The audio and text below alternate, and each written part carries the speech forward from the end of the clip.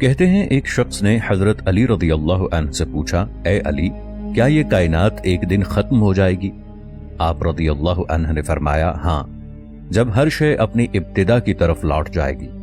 جیسے سمندر اپنی لہروں کو واپس کھینچ لیتا ہے، ویسے ہی وقت بھی اپنی لکیروں کو سمیٹ لے گا۔ آج سائنس اسے بگ کرنچ تھیوری کہتی ہے کہ کائنات ایک دن واپس سمٹ جائے گی، جیسے کسی نے فلم کو ریورس چلا دیا ہو۔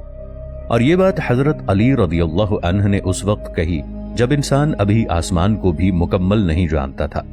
ایک اور شخص نے پوچھا، یا علی، روشنی اور اندھیرا کیا ہے؟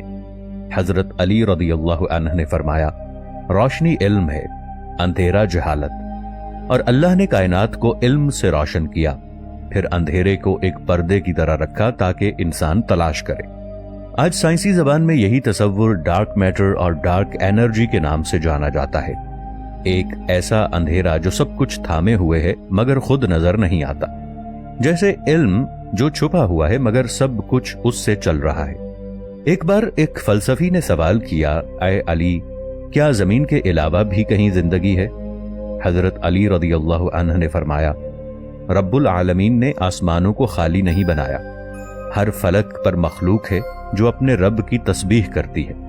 یہ وہ وقت تھا جب انسان زمین کے باہر کچھ جانتا ہی نہیں تھا۔ آج ناسا کے سائنسدان ایکزو پلانٹس اور ہیبیٹیبل زونز کی تلاش میں ہیں، اور قرآن اور علی رضی اللہ عنہ کے یہ الفاظ حقیقت کا دروازہ کھول رہے ہیں۔ ایک نوجوان نے حیرت سے پوچھا، یا علی رضی اللہ عنہ، کیا انسان کے اندر کوئی کائنات چھپی ہے؟ حضرت علی رضی اللہ عنہ نے فرمایا، تم سمجھتے ہو تم ایک جسم ہو، تمہارے اندر ایک پوری کائنات ہے اور تم خود اس کے مرکز میں ہو۔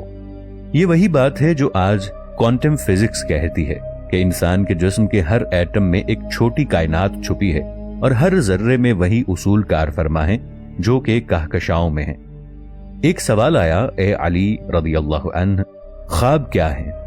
فرمایا، خواب وہ دروازے ہیں جن سے روح وقت سے آزاد ہو جاتی ہے، کبھی وہ ماضی دیکھتی ہے، کبھی مستقبل، مگر جسم زمین پر ہی رہتا ہے۔ جدید سائنس آج اسے لوسیڈ ڈریمنگ اور سب کانشیس پروجیکشن کے ذریعے سمجھنے کی کوشش کر رہی ہے، لیکن حضرت علی رضی اللہ عنہ نے اس وقت بتا دیا تھا کہ خواب روح کا سفر ہے، دماغ کی گڑبڑ نہیں۔ کسی نے پوچھا، اے علی رضی اللہ عنہ، علم کیا ہے؟ آپ رضی اللہ عنہ نے فرمایا، علم ایک ایسی روشنی ہے جو اللہ جس کے دل میں چاہے ڈال دیتا ہے۔ نہج البلاغہ حکمت 147۔ یہ بات آج نیورو سائنس کی انسپریشن تھیوری سے قریب ہے کہ کچھ لمحے ایسے ہوتے ہیں جب دماغ میں غیر معمولی برقی بہاؤ آتا ہے اور انسان اچانک کوئی بڑی بات سمجھ جاتا ہے، جیسے کوئی روشنی اندر سے جاگ اٹھے۔ کسی نے پوچھا، یا علی رضی اللہ عنہ، سب سے بڑی بیماری کیا ہے؟ آپ رضی اللہ عنہ نے فرمایا، دل کی سختی، کیونکہ جب دل پتھر بن جائے تو نصیحت اثر نہیں کرتی۔ غرر الحکم، یہ روحانی جملہ آج سائنسی معنی رکھتا ہے۔ سائنس کہتی ہے کہ سٹریس اور نفرت دماغ کے نیورل پاتھ وے کو بدل دیتے ہیں، جس سے انسان میں احساس رحم کم ہو جاتا ہے۔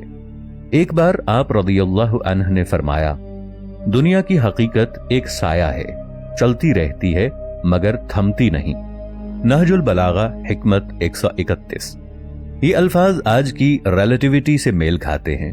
سائنس کہتی ہے کہ وقت اور مادہ دونوں مسلسل حرکت میں ہیں، کائنات میں کوئی چیز مطلق طور پر ساکن نہیں، وقت بھی بہتا ہے، روشنی بھی اور انسان بھی۔ کسی نے پوچھا، یا علی رضی اللہ عنہ، کیا ہر چیز کا کوئی جوڑا ہے؟ آپ رضی اللہ عنہ نے فرمایا، اللہ نے ہر چیز کو جوڑوں میں پیدا کیا ہے تاکہ ایک دوسرے سے پہچانی جائے۔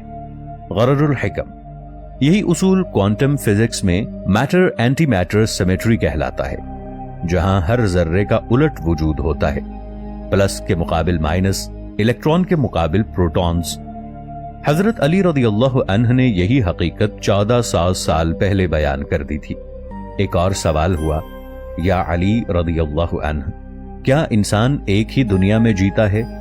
آپ رضی اللہ عنہ نے فرمایا، نہیں، انسان دو جہانوں میں بستا ہے، ایک جہاں وہ سانس لیتا ہے اور دوسرا جہان وہ جہاں اس کے اعمال گونجتے ہیں۔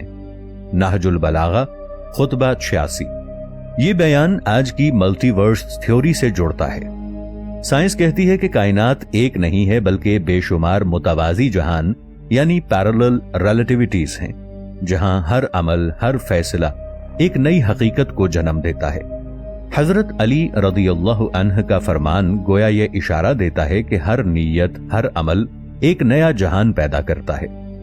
एक शागिर्द ने पूछा, या अली रदियल्लाहु अन्हु, क्या इंसान अपनी रूहानी बेदारी दोबारा हासिल कर सकता है?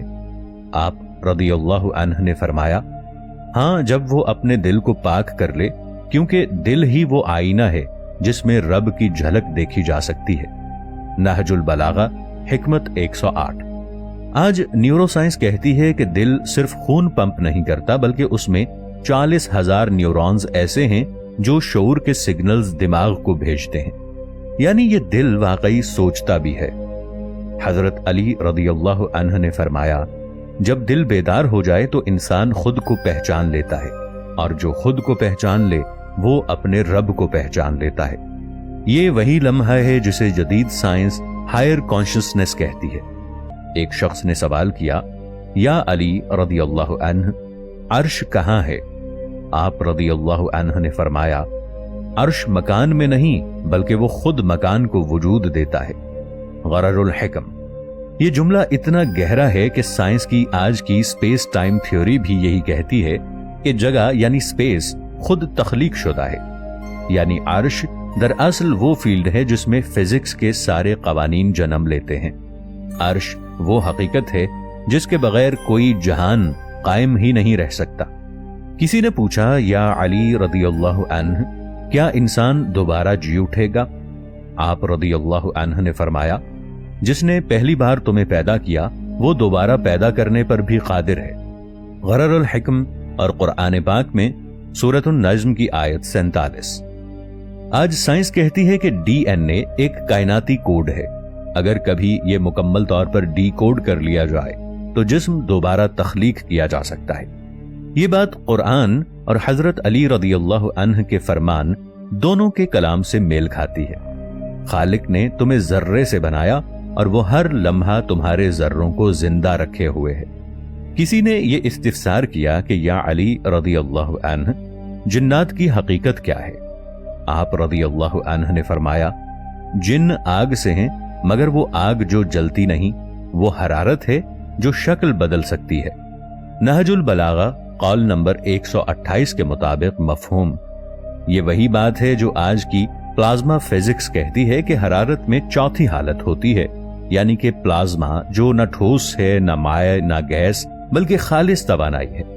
जिन्नात शायद इसी तवानाई के निजाम से वाबस्ता मखलूक हैं जो हमारे दरमियान मौजूद हैं, मगर मुख्तलिफ फ्रीक्वेंसी पर, यानी हम उन्हें नहीं देख सकते क्योंकि हमारी आंख सिर्फ एक महदूद लाइट स्पेक्ट्रम को पहचानती है।